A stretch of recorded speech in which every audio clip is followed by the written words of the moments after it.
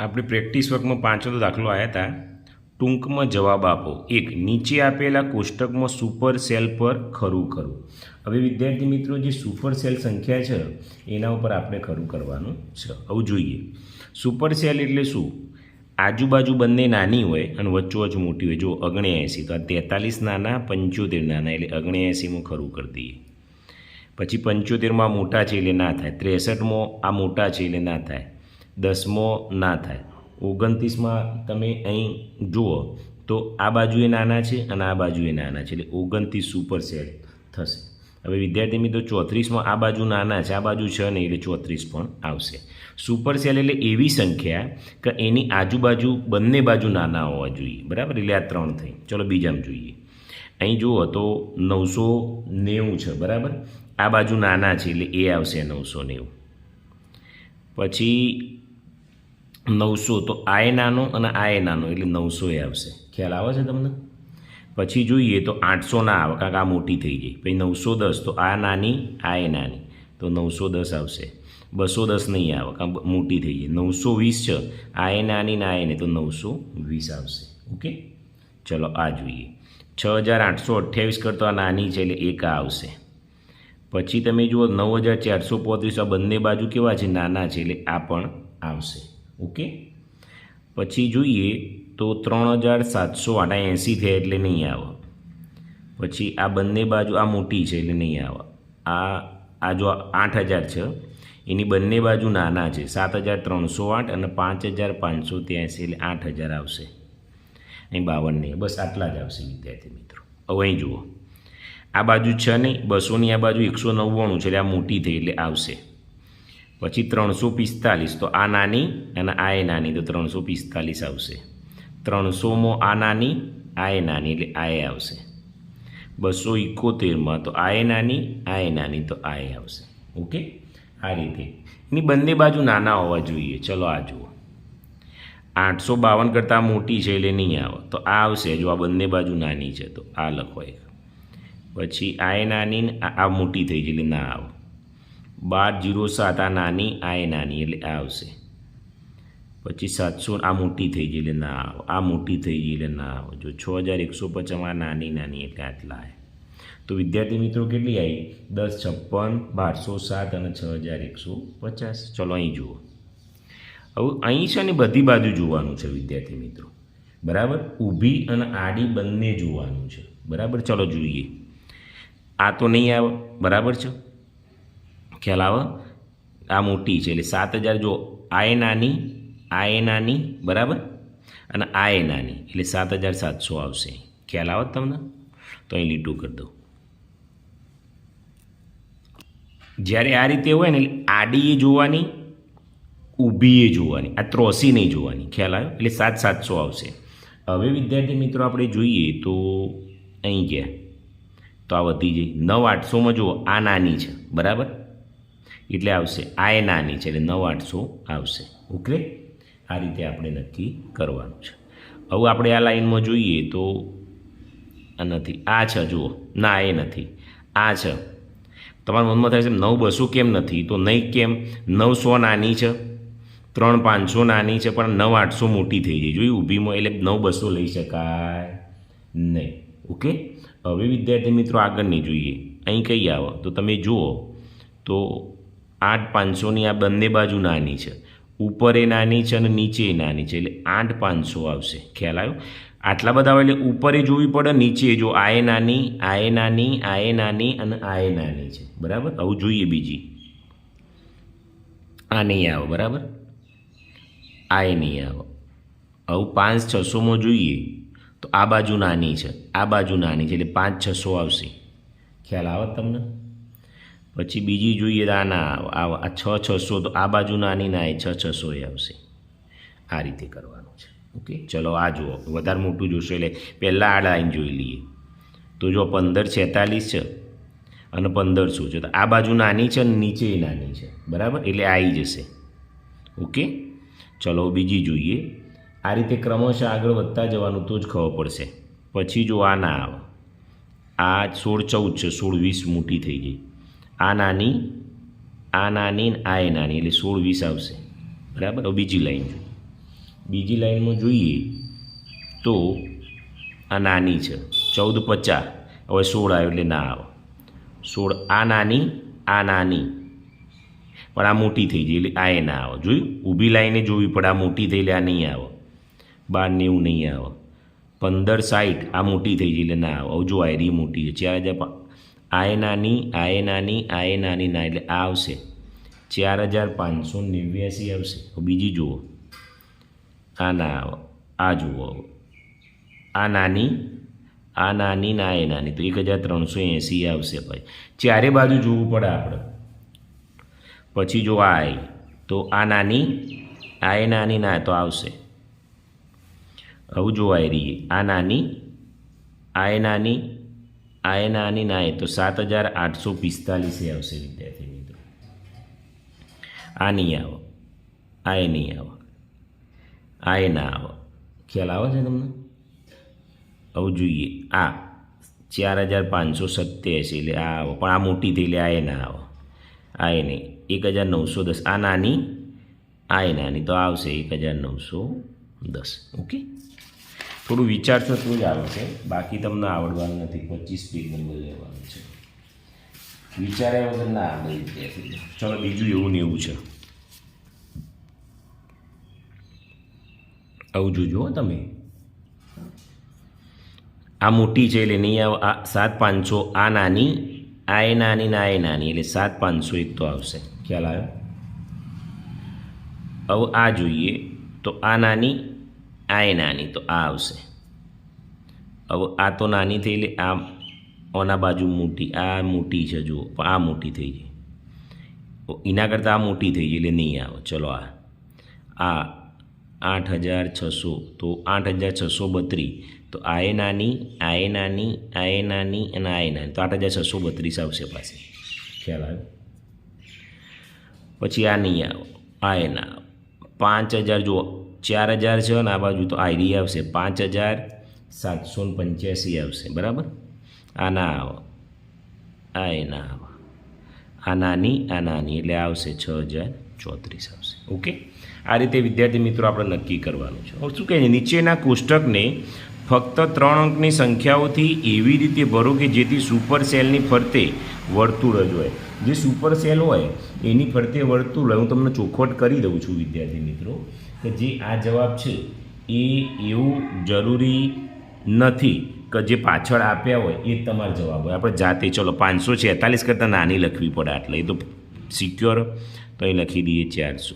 ચોગડો એકડો બગડો. ચલો આ સુપર સેલ થઈ ગયો. હવે મને સુપર સેલ બનાવે એટલે બે બાજુ નાની જુઓ, પણ 3 અંકની કીધું છે એટલે અહીં 102 કરી દઈએ અને અહીં 3 અંકની છે તો 100 કરો ને 107 કરી દઈએ. બરાબર? એટલે થઈ જશે. ઓકે, હવે પાછો આ સુપર સેલ છે એટલે આ 2 કરતાં મોટી લખવાની એટલે અહીં લખી દઈએ 345 લખી દઈએ. એટલે આના કરતાંય મોટી અને આના કરતાંય મોટી થઈ જાય. ઓકે, હવે વિદ્યાર્થી મિત્રો અહીં જુઓ આ સુપર સેલ છે 295 એટલે આ થઈ ગયું.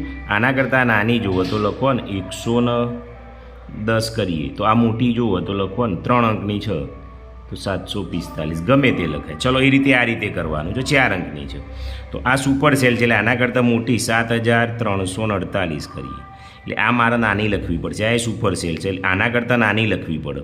તો એમ કરીએ 4 અંકની છે તો 1 2 3 અને 4 1234 કરીને આ 1258 છે એટલે આયરીએ લખવી પડશે 1236 લખીએ એટલે આ બંને કરતાં મોટી થઈ જાય, આ બંને કરતાં આ મોટી થઈ જાય. હવે અહીં ગમે તે ભરો, એને કંઈ લેવા દેવા નથી. 3 4 5 6 1 3 4 5 આ સુપર સેલ છે એટલે આના કરતાં મોટી 4 અંકની લખીએ તો 9745 આના કરતાં મોટી થઈ ગઈ. ઓકે, હવે શું કહે છે વિદ્યાર્થી મિત્રો, નીચે આપેલ સંખ્યાઓ પૂર્ણ કરવાની છે. બરાબર? હું થોડું દોઢું કરી નાખું છું તો દેખાય. આવું જો આમાં શું હોય 1010 પછી 1030 છે તો આટલે શું આવે 1010 પછી 20 1030 1040 1050 1060 આ બાજુ ઘટાડતા જવાનું. 1010 છે એમાંથી શું કરવાનું 10 ઘટાડો એટલે આપણને ખબર છે 1000 આવો.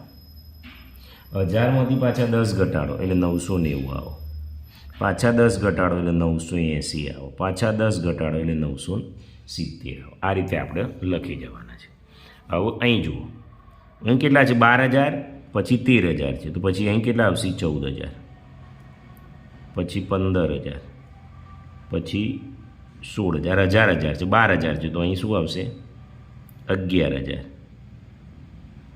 10,000. ખ્યાલ આવ્યો? હવે 8,651, 8,751, 8,851, 8,951. હવે 951માં પાછા ઉમેરો, બરાબર છે, એટલે 9,051 આવે. હવે આમાં ઘટાડવાનો એટલે 8,551, 8,451, 8,351, 8,251. ઓકે, ચલો અહીં જુઓ. 55,400, 55,600, તો 55,500, 55,600, 55,700, 55,800, 55,900. અહીં ઘટાડો એટલે 55 એ 100 ઘટાડો 300, 55,200, 55,100. ઓકે, અહીં જુઓ 56 થી 59, 57, 58, 59, તો 4,057, 4,058, 4,059, 4,060, 4,061, 4,062, 4,063.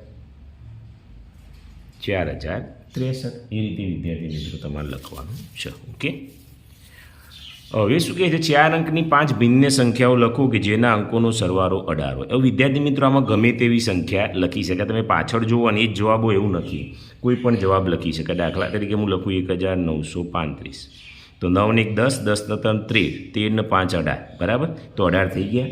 એવી કોઈ પણ સંખ્યા લખી શકો. 3, 6, 7, 12.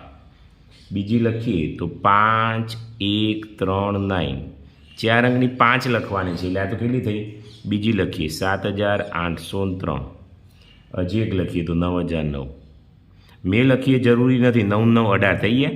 8 ને 7 15 ને 3 18. કોઈ પણ અંકનો સરવાળો કરશો તો કેટલો આવશે? 18 આવશે. શું તમે 4 અંકની એવી સંખ્યા બનાવી શકો જેના અંકોનો સરવાળો 25 થાય પરંતુ તેના 2 ક્રમિક અંકો સમાન ન હોય? તો એવી કોઈ પણ સંખ્યા બનાવી શકાય.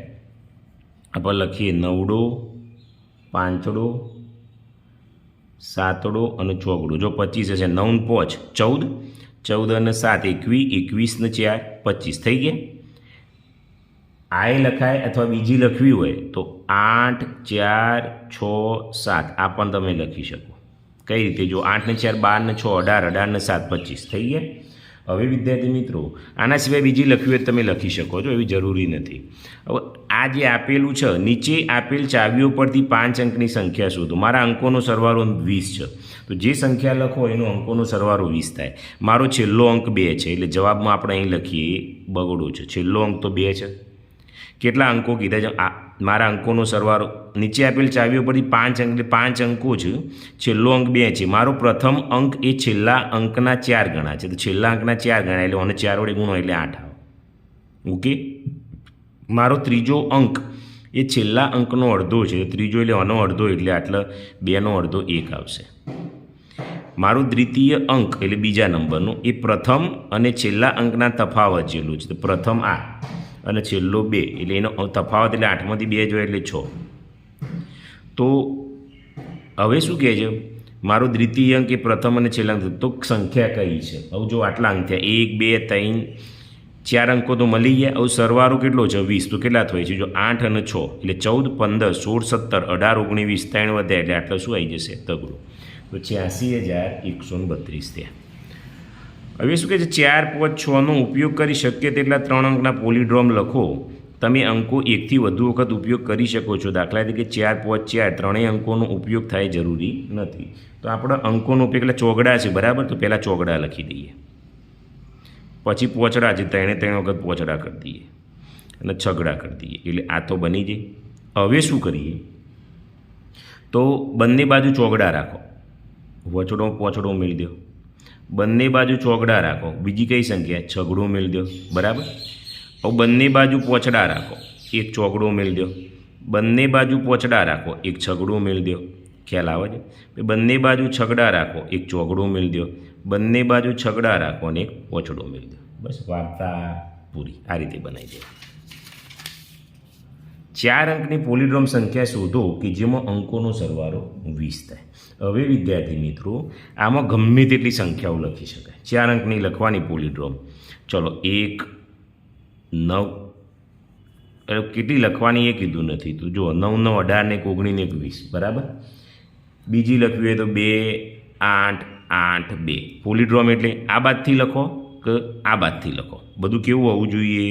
સરખું હોવું જોઈએ. પોલીડ્રોમનો મતલબ એ છે.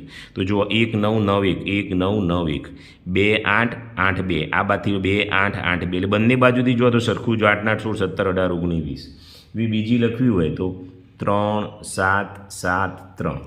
એના સિવાય લખવી તો 4 6 6 4 6 4 4 6 7 3 3 7 8 2 2 8 9 1 1 9. આ બધી પોલીડ્રોમ સંખ્યાઓ છે. 10મો 5 અંકની સૌથી નાની અને સૌથી મોટી સંખ્યાનો સરવાળો કેટલો થાય અને તફાવત કેટલો થાય? તો વિદ્યાર્થી મિત્રો એ જગ્યા છે ને એટલે કાગળમાં મારે ગણવું પડશે. હું કાગળ લઈ લઉં. 5 અંકની સૌથી નાની સંખ્યા, ચલો 10મો. 5 અંકની સૌથી નાની સંખ્યા કઈ આવે? સરવાળો કીધો છે તો 1 1 2 3 4 અને 5. સૌથી નાની સંખ્યા, સૌથી નાની 5 અંકની. ઓકે. અને સૌથી મોટી સંખ્યા એટલે સૌથી મોટી સંખ્યા એટલે બધા નવડા જ હોય, આપણને ખબર છે. સૌથી મોટી 5 અંકની નો સરવાળો કેટલો થાય? તો સરવાળો કરીએ તો 9 9 9 9 અને 9 ને 1 10. તો કેટલા આવ્યા વિદ્યાર્થી મિત્રો? 10 9 9 9 બરાબર. હવે તફાવત કહે છે તો બાદ બાકી કરી દો. 99,999 ઓછા તો કેટલો આવે? 9 9 9 9 અને 8 આવ્યો બરાબર. તો 2 જવાબ આવ્યા, એક આ આવી ગયો અને એક આ આવી ગયો. ઓકે. આ સરવાળાનો જવાબ આવ્યો અને આ આવ્યો તફાવત એટલે બાદ બાકીનો. 10 પતી ગયા. ચલો 11મો જોઈએ. સામાન્ય રીતે 12 કલાક ઘડિયાળમાં સમય દર્શાવવાની વિવિધ પેટર્ન હોય છે. 4 44 10 10 12 21. 12 કલાકવાળી ઘડિયાળમાં આ પ્રકારના શક્ય તેટલા સમય શોધો. તો 11માં શું આવશે વિદ્યાર્થી મિત્રો? આ રીતે સમય લખવાના છે. તો 1 11, પછી લખવું હોય તો 2 22, પછી લખવું હોય તો 3 33, 4 44 લખેલા છે એટલે 5 55, પછી લખવું હોય તો 0 1 અને 10, પછી લખવું હોય તો 0 2 અને 20, 0 2 0 2 થઈ ગયું, પછી 0 3 અને 30, પછી 0 4 અને 40, 0 5 અને 50, પછી 10 અને 0 1, પછી 11 અને 11. એ રીતે આપણે લખાઈ શકીએ. 12મો કાર્તિકનો જન્મદિવસ 20/12/2012 છે. જો અંકો 2 0 1 2નું એ જ ક્રમમાં પુનરાવર્તન થાય છે, આ પ્રકારની અન્ય તારીખો લખો. હવે વિદ્યાર્થી મિત્રો આવીને આવી તારીખો લખવી હોય તો અંદરના અંદર કરીએ આપણે બરાબર. તો 20/11/2011 તો એ બધા અંકો તો એના જાય. જોયું? 20/10/2010 એ જેટલી બનાવી એટલી લખાય બરાબર, પણ અંકો એના એ હોવા જોઈએ એવું આપણું ધ્યાન રાખવાનું છે બરાબર છે. આ રીતે વિદ્યાર્થી મિત્રો તમારે લખવાનું છે. છઠ્ઠા દાખલાથી આપણે નેક્સ્ટ જોઈશું.